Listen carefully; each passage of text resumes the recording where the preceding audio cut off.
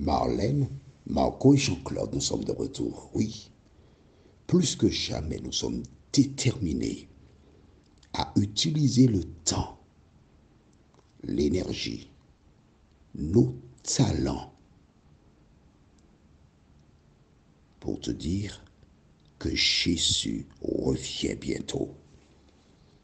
Et c'est parce que nous en sommes convaincus que nous t'appelons, conformément à ce que déclare la Bible, Dieu, sans tenir compte des temps d'ignorance, annonce à tous, à toi qui m'écoutes là, qu'il est temps de venir à lui. Pourquoi? Car il a fixé un jour où il jugera le monde. Et le jugement a déjà commencé. Tu l'ignorais? Mais bien sûr. Des gens s'imaginent que le jugement aura lieu au retour de Jésus. Non, c'est faux. Le jugement a lieu chaque jour. Pourquoi? Comment? Je t'explique. Dans Jean 3, verset 16, écris ça dans le cahier. Tu sais, voilà pourquoi tu as le cahier, entre autres. Jean 3, verset 16. C'est très important. Et Dieu m'inspire de te le dire aujourd'hui, parce qu'on ne sait jamais. Jean 3, verset 16 déclare, car Dieu a tant aimé le monde qu'il a donné son Fils unique, afin que quiconque croit en lui ne périsse point, mais qu'il ait la vie éternelle. Toi qui écoutes depuis quelque temps ces audios, as-tu accepté Jésus comme sauveur personnel? Accepter Jésus veut dire quoi? D'abord, reconnaître que tu as vécu en opposition avec sa parole. Et à ce titre, tu dis, Seigneur, je reconnais que je n'ai pas vécu selon ta parole. Je le reconnais, je le regrette, je te demande pardon. Aide-moi par ta grâce à ne pas commettre les mêmes erreurs. C'est la première chose que tu dois faire. Et puis ensuite, tu me contactes, je te dirai ce qu'il y a à faire en privé. Il ne faut pas que tout le monde connaisse nos affaires quand même. Ah, bon. Alors, je te disais que le jugement, c'est chaque jour.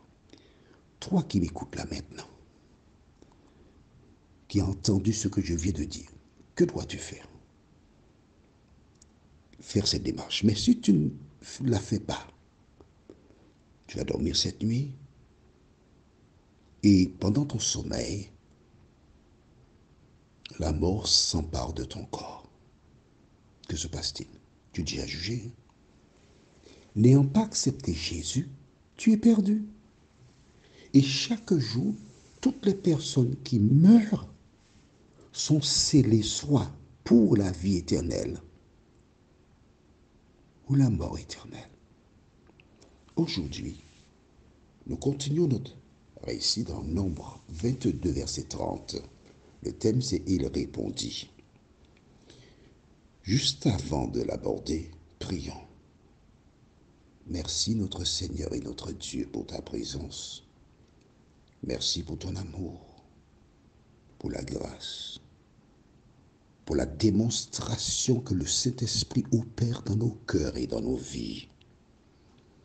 Ô Dieu, beaucoup de personnes, quand elles étaient jeunes, elles n'avaient pas le temps pour toi, vraiment.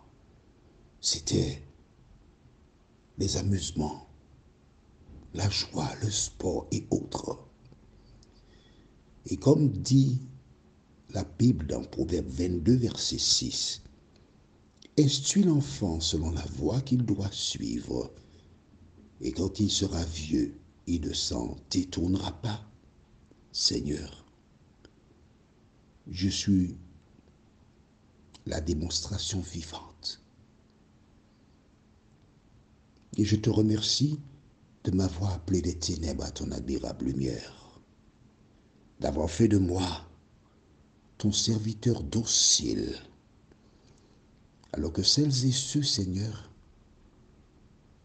qui sont encore empêtrés, retenus dans le monde, puisse s'arrêter et se donner à toi. Saint-Esprit, merci de nous éclairer, nous t'en prions.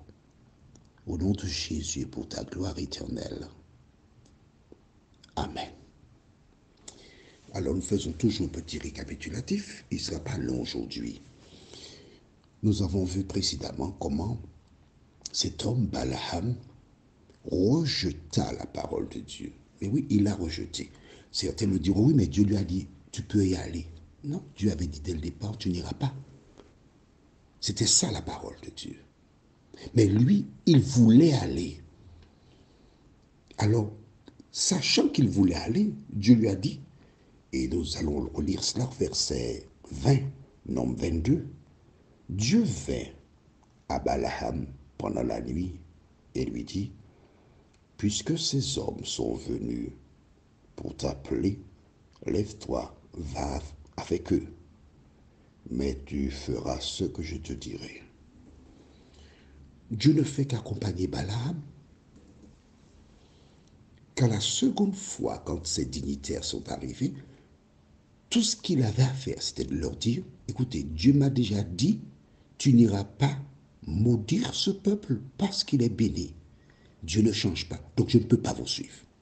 C'est tout ce qu'il avait à dire. Quand, par exemple, tu es à ton domicile et deux personnes viennent chez toi et te dire que Dieu a créé le monde et chaque jour c'est 1000 ans, 500 années de ténèbres, 500 années de lumière. Et tu as lu dans la Bible qu'il y eut un soir et il y eut un matin. Ce fut le premier ou le deuxième, etc. Tu as déjà vu cela. Quand ces personnes reviennent chez toi, veulent aborder à nouveau ce thème, que dois-tu faire? Tu dois gentiment leur dire, excusez-moi, la porte d'entrée, c'est aussi la porte de sortie, je vous souhaite une bonne journée. Gentiment comme ça, oui. Ne reste pas à échanger avec des personnes qui ont un objectif fixe. Mais tu as un exemple. Quand nous n'avons pas encore abordé ce thème, quand le serpent s'est adressé à Ève en disant, Dieu a-t-il réellement dit que vous ne devez pas manger des fruits qui sont dans le jardin? Elle savait que c'était un mensonge. Que devait faire Ève? Prendre ses jambes à son cou, partir, ne pas continuer. Quand un énergumène vient te voir, il te tient des propos, il te ment, tu as déjà vu, c'est un mensonge, prends tes jambes à ton cou, ne reste pas là. Car en restant là, il t'emmènera là où il désire et là où tu ne voulais pas aller dès le départ. Et voici cet homme qui part. En chemin, Dieu envoie un ange avec une épée. La laisse une première fois, une deuxième fois, une troisième fois. Il tape chaque fois l'animal. L'animal qui en fait veut de son bien. L'animal qui empêche qu'il soit tué. Et l'animal lui dit, mais pourquoi tu fais ça? Il répond à l'animal. Il n'est pas conscient qu'il est descendu plus bas que le niveau de l'animal. Parce que l'animal le protège et lui, il est en dessous parce qu'il veut aller contre la volonté de Dieu. Et quand l'animal lui répond, je t'ai expliqué précédemment que si j'avais entendu un animal de compagnie me répondre, j'aurais pris la fuite. Mais lui, qu'est-ce qu'il fait?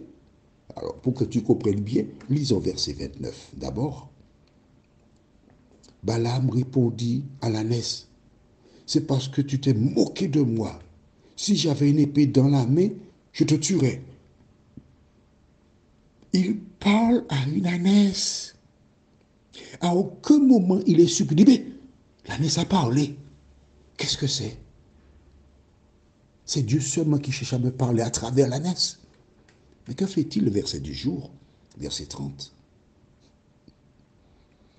L'ânesse dit à Balaam, ne suis-je pas ton ânesse que tu as de toute temps monté jusqu'à ce jour? Ai-je l'habitude de te faire ainsi? Et il répondit non. Aïe, aïe, aïe. Voici l'ânesse qui résonne Balaam. Et là, toi et moi, nous comprenons que c'est la seule ânesse qu'il a toujours eue. Donc, la première fois qu'on lui a porté cette ânesse, il a dû la caresser, il a dû l'appeler. Il a choisi un nom. Quel nom tu aurais donné à l'ânesse si c'était ton ânesse? Moi, je voulais l'appeler Nénès. Il a caressé la tête de Nénès. Et les ânes n'aiment pas qu'on joue dans leurs oreilles. J'aurais joué un petit moment dans son oreille. Je suis ton ânesse de tout temps. Est-ce que j'ai jamais agi ainsi? Et il répond non, en clair. Non, tu as toujours été fidèle. Je n'ai rien à te reprocher. Jusque-là, il n'est pas conscient qu'il est aveugle.